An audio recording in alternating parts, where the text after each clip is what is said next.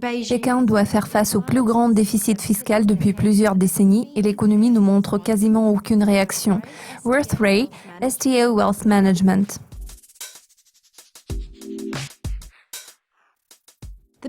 La Banque d'Angleterre a laissé inchanger son taux directeur lors de sa réunion jeudi dernier.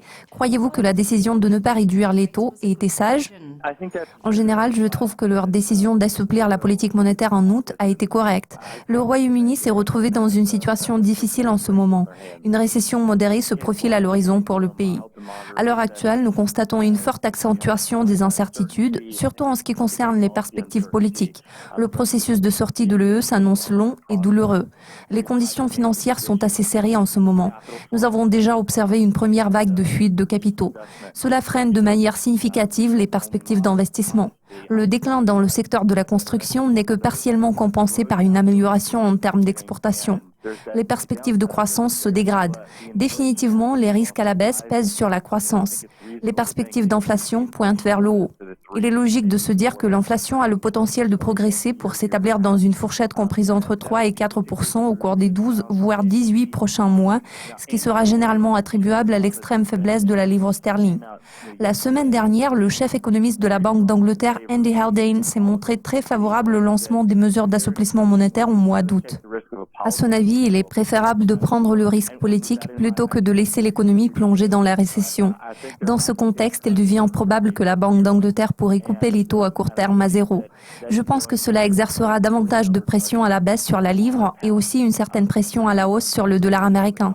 Theresa May a été nommée au poste de Premier ministre britannique. La situation politique semble s'être stabilisée. Pourtant, pensez-vous que cette stabilisation apparente puisse continuer à calmer les marchés financiers ainsi qu'à contribuer au raffermissement de la livre britannique ?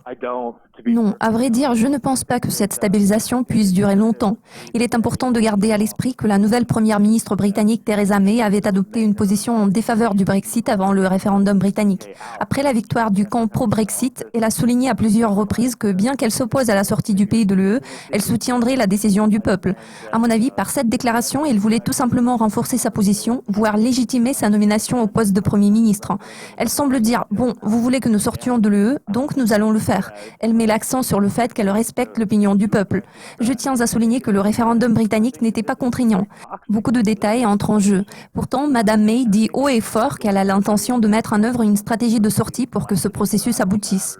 Je peux dire que la situation politique semble être assez dangereuse. En tout état de cause, elle va générer davantage d'incertitudes à long terme.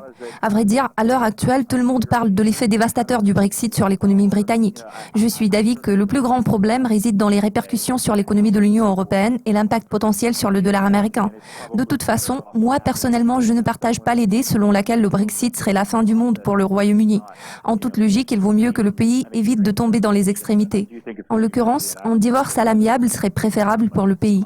L'économie chinoise a cru d'1,8% au deuxième trimestre. Pensez-vous que ces chiffres soient représentatifs de la santé générale de l'économie chinoise ? Cette tendance à l'amélioration va-t-elle se poursuivre, à votre avis ? Tout d'abord, je voudrais souligner que je ne trouve pas que les chiffres du PIB soient représentatifs de l'état de l'économie chinoise. Il est de notoriété commune que ces chiffres sont fortement manipulés. À la limite, ces chiffres nous montrent ce que Pékin veut nous faire croire.